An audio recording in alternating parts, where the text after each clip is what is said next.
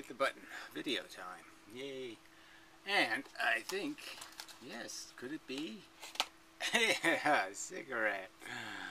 It's really good. This has been a very pleasant day.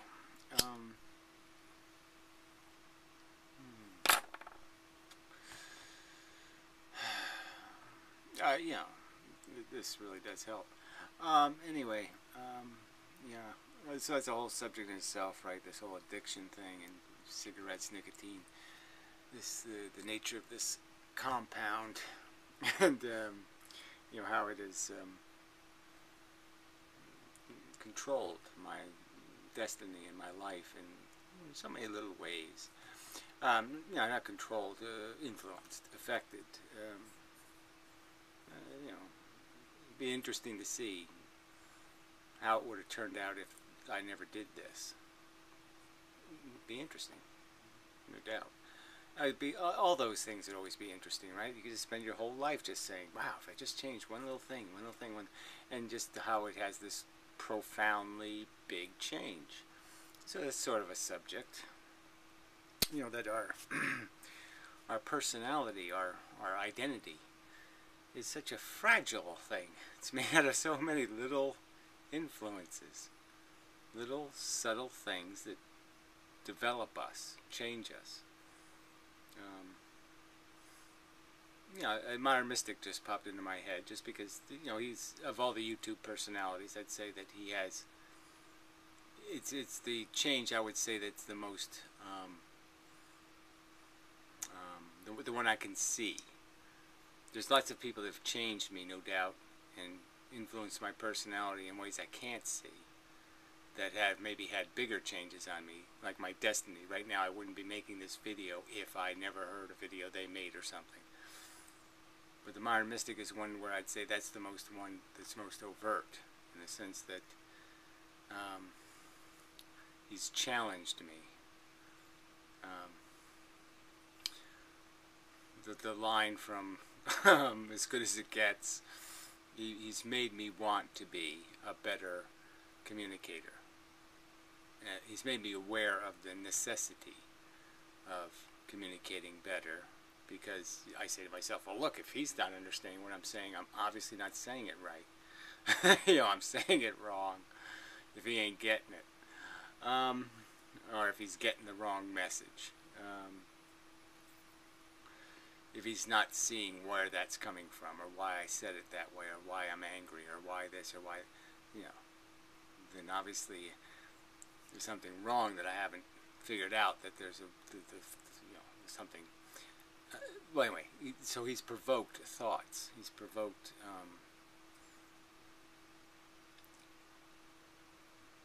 programs and gears and wheels to turn that would not have turned if I hadn't encountered him. Now, lots of people have done this, like I said, but that was the one that came to mind as I'm making this video. So this sort of relates to a Snake Plisskenus video, his most recent video, something about some secret or something, my darkest secret, or I don't know what the video was about. It was an incoherent pile of mush, but what I liked about it was it had this undercurrent. Although being incoherent and, in a way, obviously dishonest, it had this undercurrent of some effort to say, I'm human, and it's, you know, there's value in this communicating, and I'm just trying to, you know, use the word empathy, and that's where it all went wrong in a sense, because his psychology is not really empathetic. It's analytical, and you can't disguise, you know, you shouldn't confuse analytical with empathy. The fact that you can analyze and understand is a little different than you truly or really manifesting some sort of sincere worry for someone. It's like I could see somebody could run up to me with a horrible disease, and I can be having two different reactions, right? I'd be having the reaction, is it catchy? You know, they got the bird flu or something. I can see the threat to me, and or I could just see the suffering of the individual. And sometimes our empathy isn't really empathy, it's fear. I would concede that much of my empathy isn't empathy. I wish it was, but it's more like fear. I see something and I say, fuck, because that's could be me, or it will be me in the future, or something like that. Some kind of scenario where I'm seeing it from a perspective that I'm seeing myself in that position. So the empathy isn't really empathy in the sense that it's constructed out of a self-interest or a perception of some portion of self-interest in what happens to other people, in that if it can happen to them, it can happen to me, and that's what bothers me. So I'm just saying that, so unlike his video, there's supposed to be some bit of honesty. I'm giving you a bit of honesty, is that I wish I was a better person, and that my empathy for people was more sincere, in the sense that I could really manifest a deep and a profound pain at somebody else's tragedy. And I don't say I don't do that. I do. There's times when my empathy is sincere. I'm just saying there's oftentimes a kind of empathy I'm a little ashamed of, and that I'm not being empathetic, I'm just being self-preservationist. And there are big differences.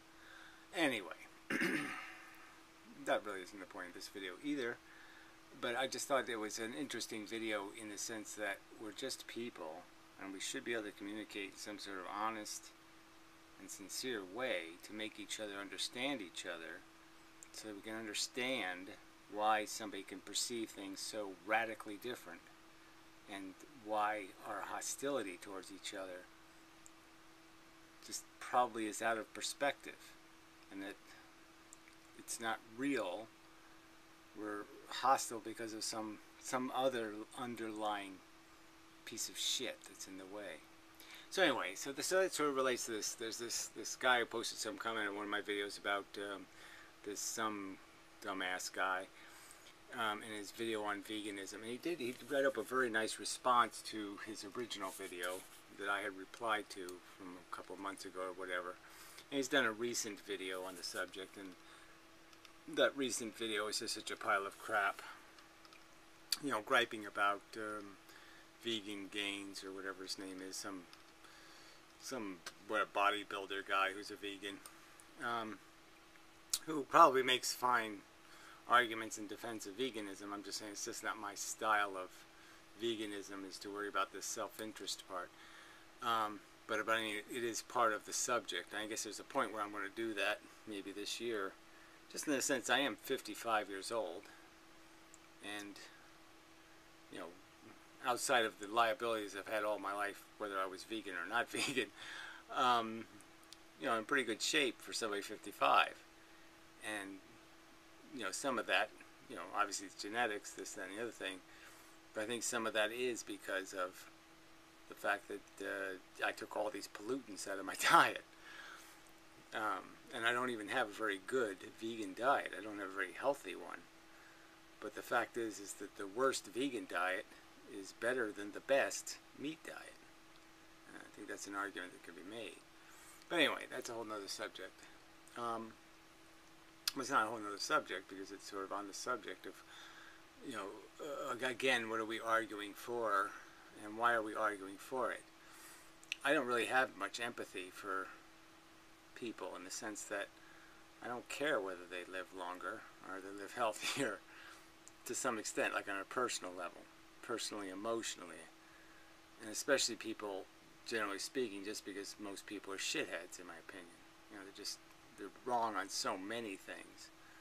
They're just evil, nasty, cruddy, gluttonous, stupid pigs. And eating meat is only one of their vices. You know, they have a lot more. So I don't give a fuck about these fuckers, you know. But the truth is, it's a fact that besides the benefit of not tormenting other sentient animals, they would do themselves a lot of good to migrate away from this toxic, stupid, bad habit. And it's just a bad habit. So,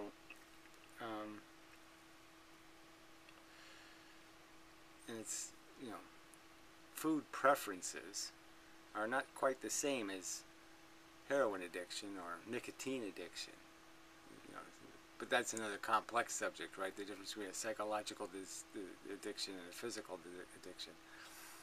And so that's too much of a subtlety for these jarheads or morons or whatever you want to call the average person. They're too stupid to understand these distinctions. So there's no point in me even going into it. So I'll just skip that part. But anyway, I'm just going to post a link in the description to this page because it's a really good page. I was sort of dismissing the guy's comment because it was sort of irritating.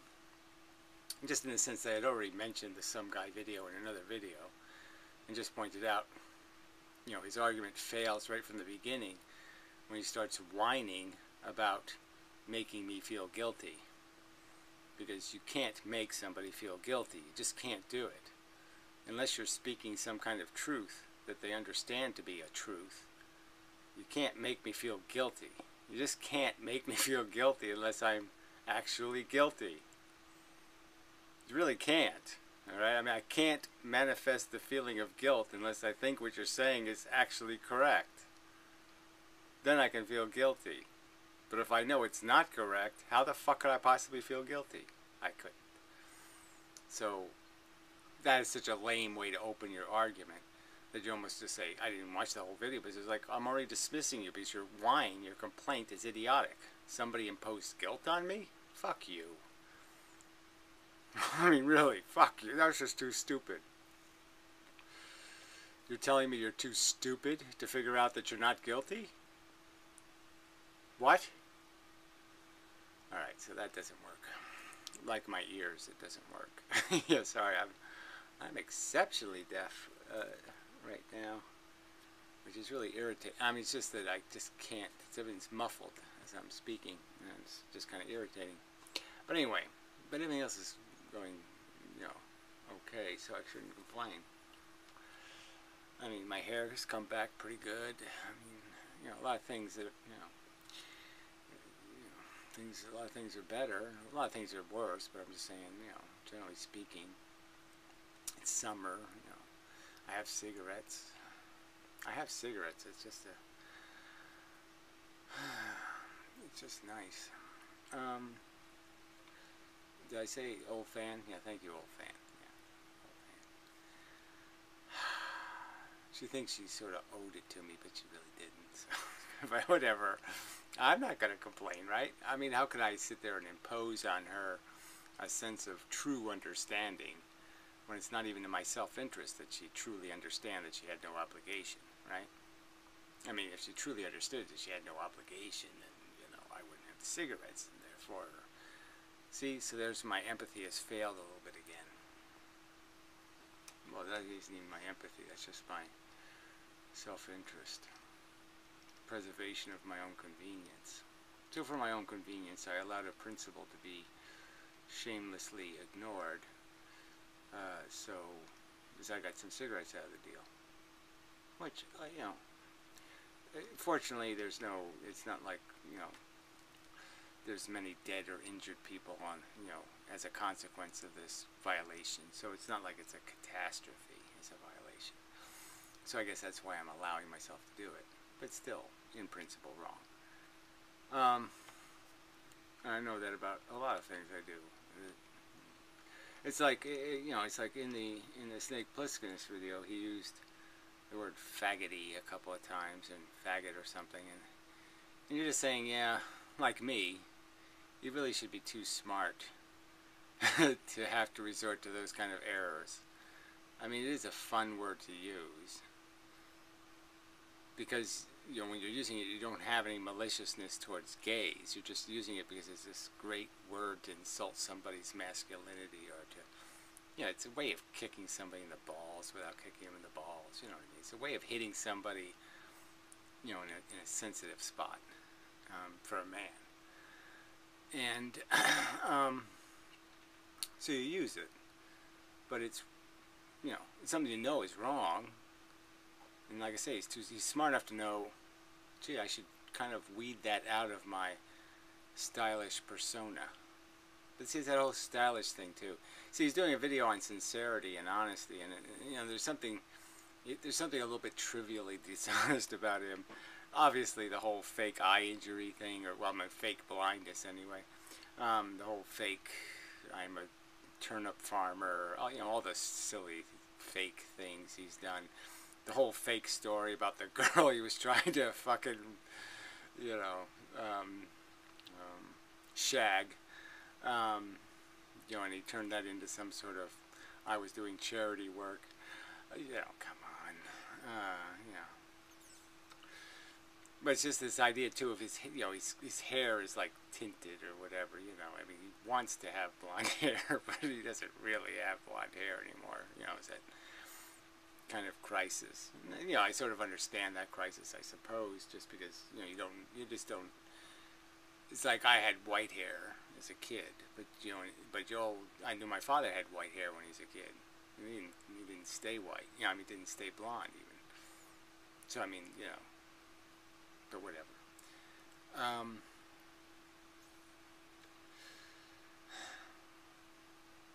Yeah, well, so I'm just saying, there's a certain insincerity in, you know, in who he's trying to be. You know, he's not something and he wants to be something. And I guess, you know, we all have some of that happening. We all have a self-image, I suppose, that might be different. You know, it's like the Matrix thing. You know, it's like Morpheus in the Matrix has got the fancy coat and he holds his hands behind his back and he does all kinds of stylish things. You know, and the real Morpheus in the hovel, you know, it's got the ratty clothes. Like, I guess they all, you know, it's kind of funny, right? They have a hovercrafty kind of super ship, and yet nobody can sew a hole in a shirt. They don't have a machine to knit clothing. I mean, they can do all this, put you in a tank and do all this surgery shit on you and fix things, but they can't make a suit of clothes. I mean, it is a little bit. I mean, come on, that's called a plot flaw, right? There's no other word for that, right? That's a plot flaw. And that's like our lives are just full of these lies. You know, what we project on the screen, the story we tell, the narrative, using a Matt word, right? This narrative is just a pile of shit. It doesn't have anything to do with what we really live for, which is to have that chick suck on my balls. You know what I'm saying? I mean,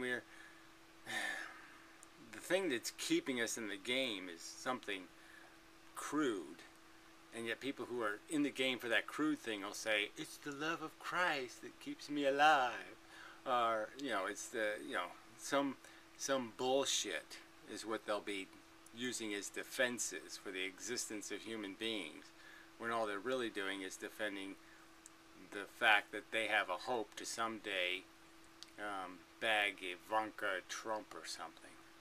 yeah, she's on my mind lately. I haven't seen her in 20 years, so who the hell knows what she's turned into, but yeah, she was hot. Seems like 20 years anyway. I can't say for sure.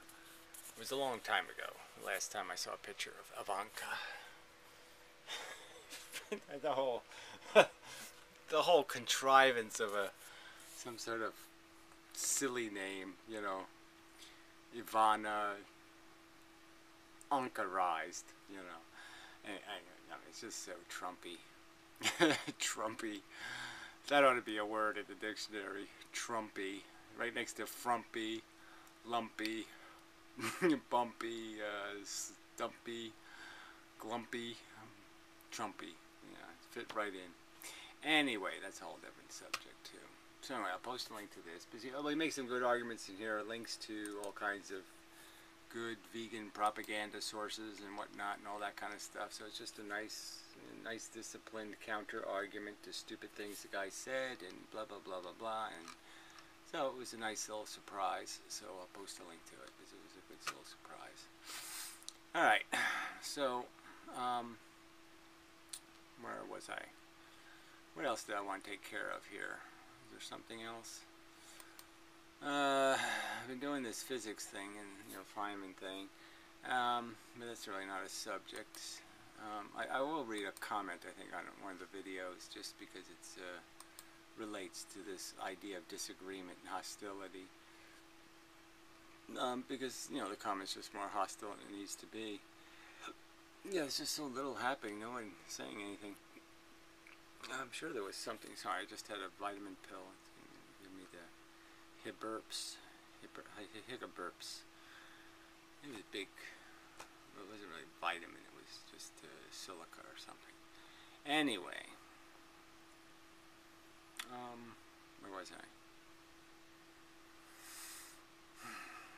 Yeah, I thought there was some other thing, some other video or something I wanted to mention, but I'm not really recalling it. So I'll just pretend I don't have that. So I don't have that. Whatever the extra thing was I wanted, that was sort of just relevant to this whole honesty and this whole, having an honest conversation and trying to keep it within some kind of boundaries and and I have to concede I have too little patience with people. I don't know whether I have an excuse for that or not. I don't know whether the excuse, like in war, you know what I mean, when you can become shell-shocked and trigger-happy and insane because you've been in a fucking, foxhole for 3 years and it's just totally gotten on your nerves. And so maybe there's part of my life is I have a persecution complex or something, or a terribly defensive triggers. I spent my whole life defending my life, defending being neurotic, defending being a lot of things, and people can never understand these things. And it's just so irritating to have ununderstandable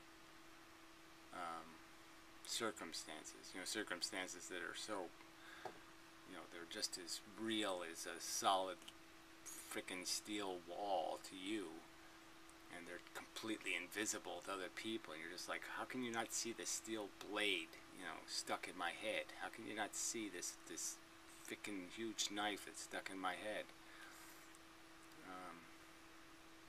And so you're just sick of the bullshit. So anyway, I just thought this thread was just sort of interesting because it's just this, this rhetoric is so bad and these arguments are so excessive, and you're just like, what the fuck? So anyway, some guy makes a trivial comment. Richard Feynman disabled the comments in a will saying I'm right, enough said. And it was just kind of silly just because Feynman's dead. He didn't turn comments off on the video. And so I posted a comment saying Richard Feynman is long dead. Although I think he was a bit of an arrogant jerk, I think he would have supported an internet that actively argued physics. So I thought that was me being a little bit gracious and just conceding, look, I don't like Feynman for some reasons. I liked him personally. I like his personality, which is ironic based on the comments this guy made. But yeah, I don't like his approach. I like his theory of thought, but his practice is not his theory. I guess that's part of what I'm arguing, is I don't think he practiced what he preached. I think he was a lot more closed-minded than he would have liked to have been, as I'm more of a reactionary than I would like to be, or something like that. He just wasn't as good as his rhetoric on the subject of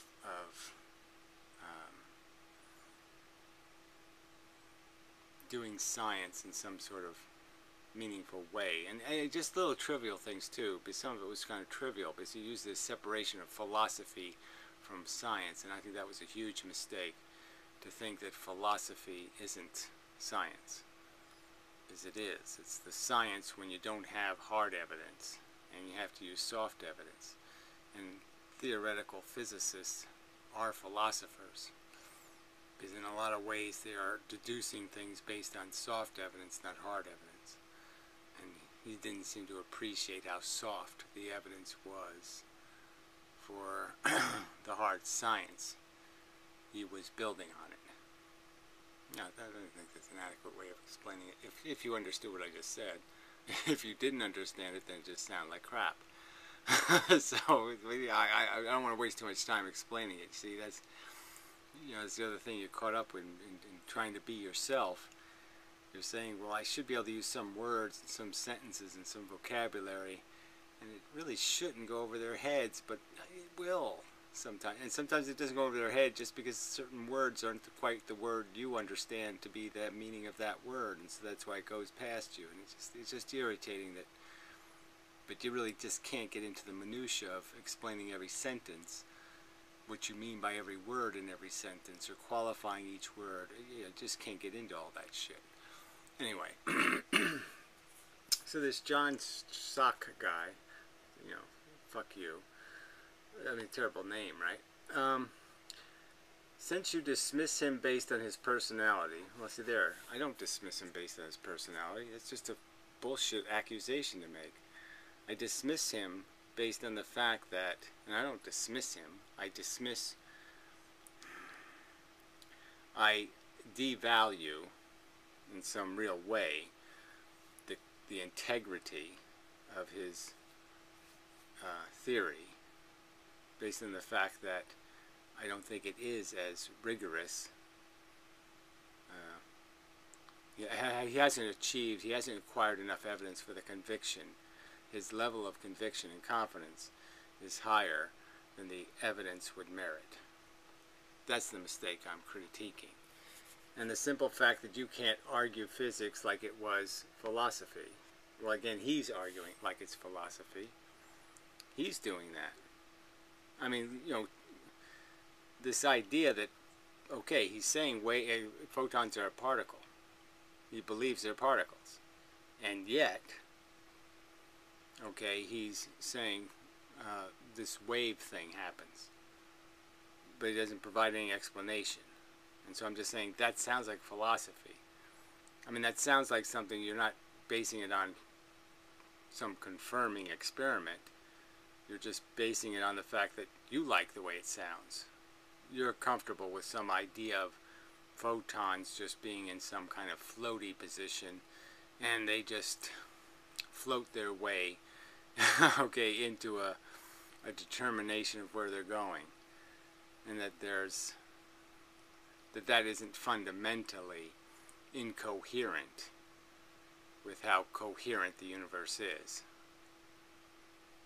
I mean, on its face, that should sound wrong just because if there's that much chaos, true chaos, in the system, then the system wouldn't end up being as rigid as it appears to be when all of these effects are manifest into planet Earth. Anyway, I highly doubt your baseless speculation. So it's not, first of all, it's not baseless. So what's with this excessive rhetoric? It's clearly based speculation. The point is that I didn't know it at the time, but the original idea of particle gravity is 300 fucking years old. It wasn't baseless then. It's not baseless now. About his opinion is correct. So it's not baseless speculation. I'm making accusations, a clear accusation in the video I've made about Feynman saying that the single slit produces this pattern. It doesn't. It produces a diffraction pattern. I've made a clear accusation that he was incorrect. Now, it's not baseless speculation. It's proven. It's a provably, defendably, I mean an evidence-based, a defendable by evidence accusation. The evidence is you will not create a single slit the size of the slit Feynman was pointing to that will not create diffraction. It will. You can't avoid, as Feynman even says in the video, you can't avoid diffraction. Anyway, just like your so-called unified hypothesis, I don't call it a unified hypothesis. I don't know why you put that in quotes. It's not my so-called. That's what you've so-called it. Not a theory, like you say, just a pre-scientific hypothesis, a pre-scientific. I mean, it's just, these are all your rhetoric. Again, these are all your labels. You're saying it has no scientific value to sit there and say, here I have a explanation that finds the same pattern, the inverse square rule of gravity, affecting electricity and magnetism. And here I have an explanation why those things are connected. And they're connected because they are, in fact, the same force. Now, on its face, that's not unscientific as a thought process. And the only thing that would make it unscientific is if I was denying some fact that made it impossible. And what I have done, in fact, is taken Richard Feynman's objections to such a theory and explained why his objections don't apply to a truly kinetic gravity. So if you understand gravity to be a force behaving kinetically, in which there is no momentum exchanged, there's just direction exchanged, then, like I said, to call that not scientific or pre-scientific, in my opinion, is nonsense. I mean, that's just an outrageously stupid way to describe what science is made out of, which is you have to come up with, it's like evolution. You have to develop the idea. It occurs to you, well, here's nature. It occurs to me that there's a similarity between certain organisms. It now occurs to me that there's fossils in the ground. It occurs to me that it's been a long time there's been organisms living on Earth, and I can put these facts together and hypothesize that, well, maybe the explanation is that these organisms are in fact related to each other, that their DNA lineage has nodes of similarity, of source. Anyway, baseless assertion. Again, baseless, how is it baseless? I'm defending it. The accusations I've made, I've defended with evidence of why the accusation is viable. And my counter theories, again, are there to be debunked by some sort of explanation for why it can't work that way. So if I assert, and there's certainly lots of predictions and lots of where there's the possibility of creating such evidence. I'm saying velocity is absolute. I'm saying the atoms have a metabolism. I'm saying lots of things. I'm saying redshift is created by the very fact that the photon is not a single entity, that it is in fact two half of photons, and it is the fact that you're dropping those photons, those halves, as you're moving. And so if you're moving very quickly, you'll drop the halves, and in between the time you drop the two halves, there'll be a longer distance of separation, because now you're dropping the halves as you're moving, and so the halves will be separated, and that creates the red and blue shift. These aren't baseless. Speculative nonsense. Well, again, you can say it's nonsense, but you're not demonstrating with any evidence of why it's nonsense. So is the theory of evolution nonsense? If 200 years ago I said, gee, there's a great deal of similarity between mammals, they all have the same organs basically, some of them are vestigial, you know, the porpoise still has hip bones, you know, I could say something like that. Now, is that speculative nonsense? Because I'm taking the facts, I'm adding them up, and I'm saying something, this is what they add up to. Total garbage. And so what are you demonstrating? How are you demonstrating it to be total garbage? How are you disproving or making the incredibility viewable or seeable? You're saying it's incredible nonsense. You're saying this is total garbage. you should be able to make the odor of total garbage smellable. Well, where's the odor of the garbage? Where's the evidence of the garbage? And before you tell me to provide my own hypothesis, well, I wouldn't tell you to do that. What I would say is just counter-argue why what I'm saying can't be the truth. What circumstantial or factual piece of evidence, what experiment proves me wrong, creates a burden that I have to overcome. And I would argue that I am overcoming these burdens. I think I've overcome a substantial one in the two-slit experiment, and I think I can do it also with up and down spin of electrons, and I think I've done it with the Newton glass. So I think in many ways I have met this burden that you're claiming you don't have an obligation to meet, that you can just discount what I'm saying without any counter-argument to any specific statement I've made. Not one specific detail are you arguing here. You're just generally saying, I say it's shit because I say so. That's all you're saying.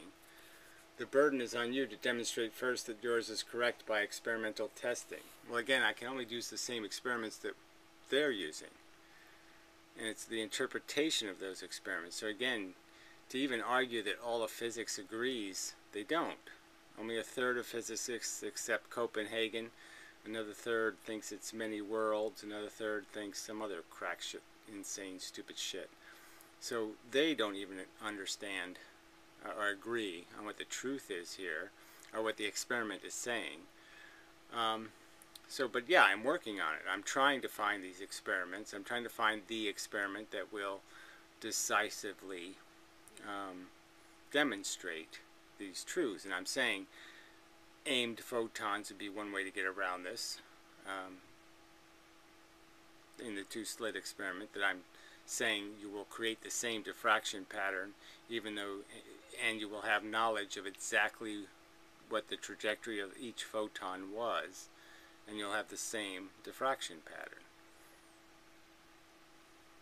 So that's a provable thing. I just don't have the equipment to do it. But you can't say, but you can't, so I will listen to those who can. Well, again, you're saying they can, but they haven't. They've never even seen a quark. They say they exist, but they've never really seen one. I'm just saying there's a ton of this theoretical physics, and this is theoretical physics, that doesn't have much to base itself on. And so for you to argue that they have a ton of experimental evidence that proves what they're saying, it doesn't. The fact that there is a pattern does not prove wave interference. There's lots of things that will create a bar pattern. The only thing that creates bar patterns is not wave interference. So again, fuck you. Alright, anyway, so I said experimental testing, like lying about the single slit diffraction and making up crap about unviewed detections. So I was just pointing out that their experimental testing is not very deep. They don't have a lot of deep testing to prove any of these claims about what photons are doing and electrons. Alright, so here he comes back with, nice combo there, you strawmanned my post. How the fuck did I do that? Using your ad hominem of all physicists being liars. First off, I didn't say all physicists are liars. I just said that there is a lot of physics that's based on this lie of that single slit diffraction isn't taking place. When they're talking about the two-slit experiment, they always seem to just say, I mean, look, I can only go by what is out there, okay? The most viewed physics video on YouTube is the Dr. Quantum video. That doesn't acknowledge single slit diffraction, and it describes the detector experiment that I can't ever find a source for. There's no source for this experiment ever having taken place. There's no evidence that it ever took place. no available evidence that it ever took place. So that's the most viewed physics video. Then there's a whole bunch of videos with very prestigious physicists describing the two-slit experiment, where they describe let's close one of the slits and it's just a blob of light. They just describe it as a blob. They don't acknowledge that there's a diffraction pattern when you cover one of the slits. There's single slit diffraction. I'm just saying, it's out there. I think it's a completely fair description of what's out there. You're saying it's an unfair description, that most two-slit experiment descriptions accurately acknowledge single slit diffraction? I'm saying that's a refutable claim on your part. I'm saying 95% of descriptions of the two-slit experiment will misrepresent the fact that there is single slit diffraction when you cover one of the slits. That's my claim. I'm just saying, if you're saying I'm wrong, you should be able to demonstrate to me some evidence of a whole bunch of these descriptions of the double slit experiment where they acknowledge that there is diffraction when you cover one of the slits. Alright. That you can't prove. Just calling it magic or silly doesn't refute their work. That's not all I've seen. Again, why are you saying things like this? So this is what I mean by, is this sincerely how you argue? Do you think I've just done that? I've just called it something and that's it. I made a 2-minute video just ragging on it. I didn't make extensively long videos explaining exactly why I think something's wrong. I haven't extensively explained my criticisms. I've just said it's magic and it's silly and it's stupid, therefore don't believe it. That's all I've done. I mean, you can't see how that's just such an insulting misrepresentation of reality. Why are you molesting the truth this way? Either way, whatever you think of their experiments is completely irrelevant. I don't think they would think that. And I don't think anybody who's seriously cares about getting the answer right would ever say that. With regard to you doing practical work based on your pre-scientific hypothesis. Well, again, I don't know what practical work means, but I think I've certainly done a ton of practical work. I think the fact that I have described a circumstance in the two-slit experiment that I don't think I've seen it ever described this way, that the real fundamental difference between the single slit and the double slit is the fact that this middle light goes right next to the surfaces in the double slit. I think that observation is meaningful, substantive, unique, valuable. You're saying it's nothing. It's not practical. It's not a sensible addition to scientific knowledge to understand that distinction. That's a fundamental difference between the single slit and the double slit. It's not meaningful. Because you say so? Even if you could develop into a scientific theory without the ability to use it to predict future observations, it's useless. Well, again, I've made a ton of statements about predicting. I've predicted that you'll never get matter to move the speed of light, ever. And nothing even close to the speed of light. That it's not as matter. It will be energy. If you propel something that speed, it will no longer be matter. It will be energy. I made a lot of predictions about the end of the universe, whether there's gravity, the fact that I'm saying there may be no gravity at the end of the universe. That's why things are moving very fast. These are observations that can be confirmed. I've made a prediction that there is no gravitational lensing. It's not gravity that's bending light, that it's surface fields of particulates that's causing the lensing. It's diffraction, again, not gravity. These are things that likely can be with future experiments confirmed. I think some of them are looking quite feasible, in the sense that they're finding out they have a lot of problems with Einstein's math in using lensing, because lensing implies an amount of gravity that they can't see the source of.